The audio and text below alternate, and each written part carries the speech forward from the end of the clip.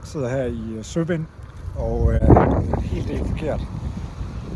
Ja, jeg har sådan egentlig fulgt skiltene så godt som muligt, men jeg tror, at nogle af de samme skilte, de har samme farver og sådan noget der, det er vist en anden sti til Horsens Fjord. Altså jeg har gået 29 km indtil videre og har stadigvæk 16 km nu, hvis jeg skal fortsætte til Horsens. Jeg kan se, der kører en bus til Horsens nu faktisk. Men der kører også en bus til